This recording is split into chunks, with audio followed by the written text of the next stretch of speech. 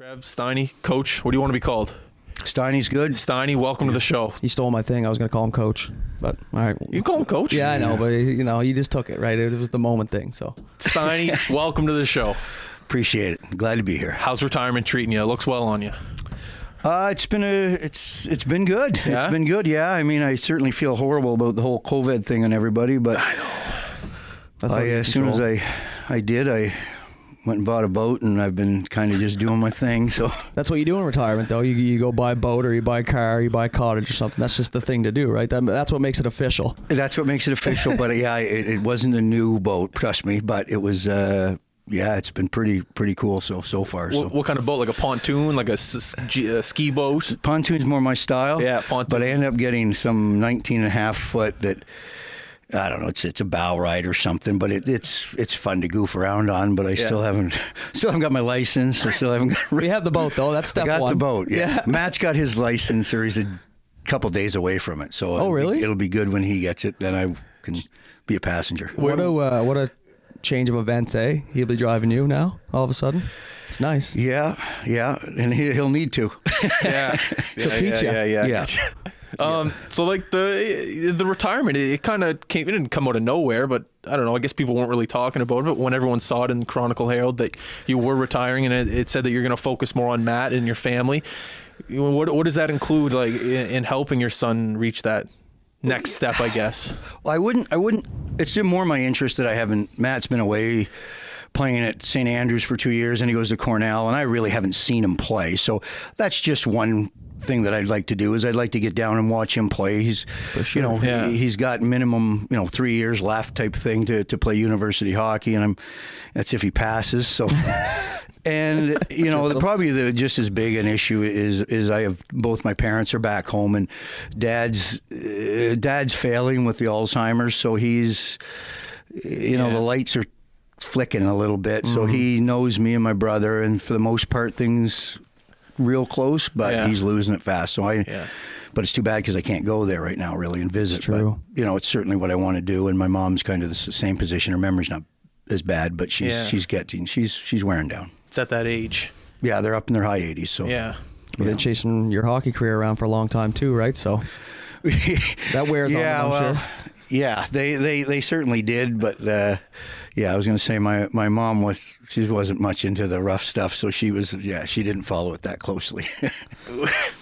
That's like such a mom thing, though. I feel like when I was a kid too, getting, because I was mouthy and stuff like that, so I always got pushed around. I was small, but my mom would never come to the game until she knew that I could handle that side of it. It was like the first 10 or 11 years, maybe 12 years, she would not go to the rink because she was terrified of the violence, right? And then all of a sudden they just kind of, okay, I understand that you can handle this now, so I'll start going. Well, yeah, and my mom drove a long way one time once we played junior, and I got thrown out in like the first 3 or 4 shifts, just kind of the rule, the instigator or whatever. No, London I was playing for. And yeah, she's watched me a couple times where it didn't go well. She wasn't all that proud of me. Yeah. And my dad kind of the same, but it was kind of funny now that they're both a little bit, got older and so forth.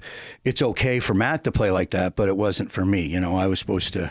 You paved the way for him. Yeah. Yeah, he's on a gravel road right now. Is he the rough, tough style? Like, I haven't seen him play in a while. I think the last time I watched him actually play was maybe in his first year midget.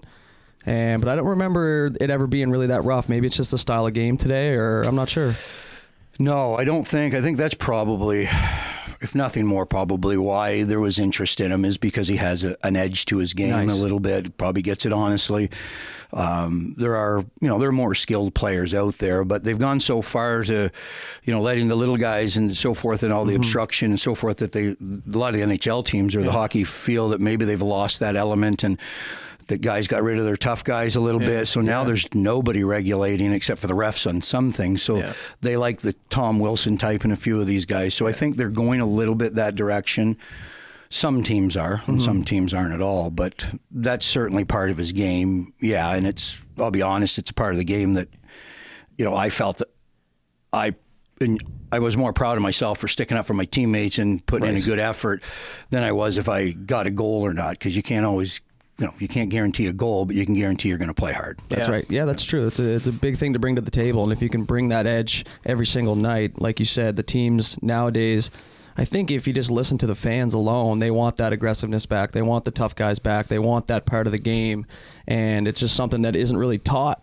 Like you said, he almost got it, right? It was almost something that he got from you probably, which is just kind of weird how it works. Yeah. Yeah, it was probably just how we practiced, he and I, in the backyard. True, and he would grow up with playing against men, too, because you've been at SMU for such a long time that, his first interactions of real hockey, I'm sure he was out on the ice with you.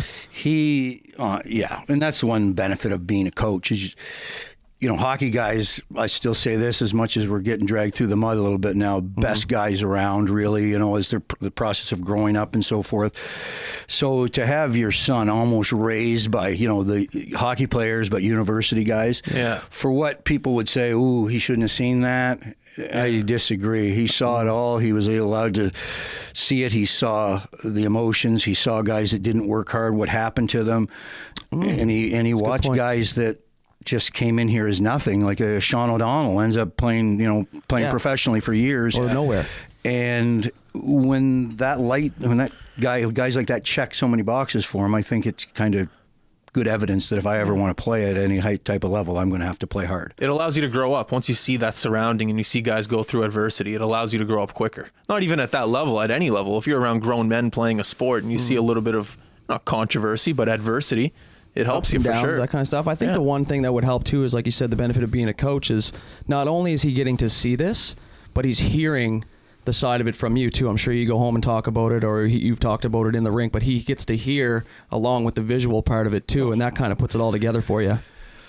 I was going to say he's seen it like triple X. Like he's been sitting there after I've lost 2 straight games, and after 23 years, let's face it, there's been a few guys who phoned the next day about ice, or phoned it about their this or that. There's always something. You get that at that level, at AUS level? Once in a while you do, or something's happened where, you have to talk to a player, and, Really? sometimes you don't realize your son's sitting right next to you, but you get off, I can remember tons of them. When I'm not even trying to be funny, I remember tons of time getting off the phone. I said, if you ever put your coach through that, I said, I'll knock you out. I said, it's bad. I thought that stuff shut ended. your mouth. Yeah, no, it doesn't.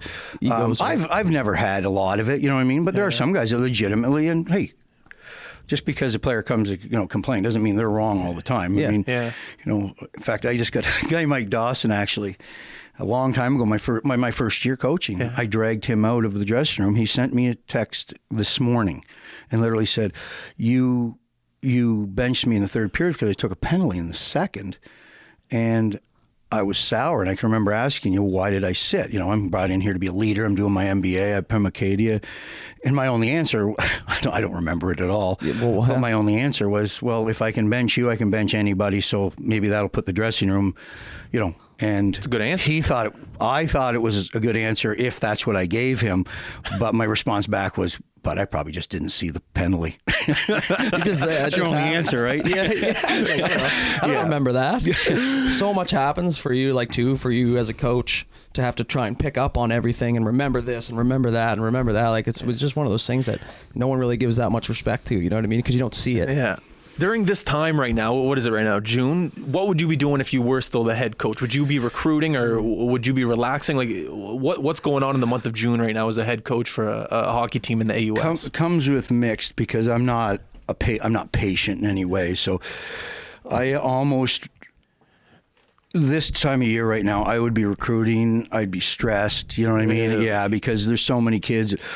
Well, I'm going to see these 5 schools, and then I'd like to come and see you. And you're going, oh, well, I don't know if that can work, because I need to make decisions on some kids. And you're always put in a position. Do you take that kid right there that's a B player right now, or do you wait a week or two and try for the A player?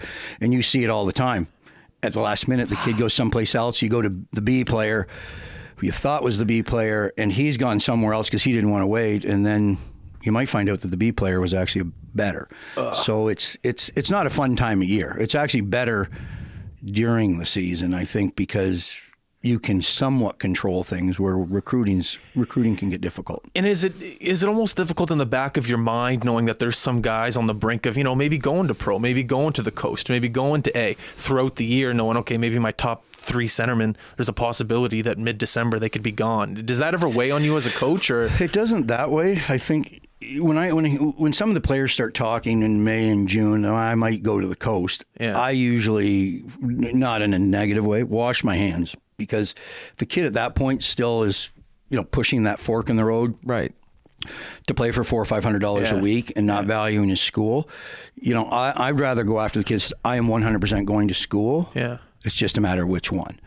That tells me that he's focused and that he wants. So I'll go after that player harder than the guy that's kind of sniffing around at the East Coast.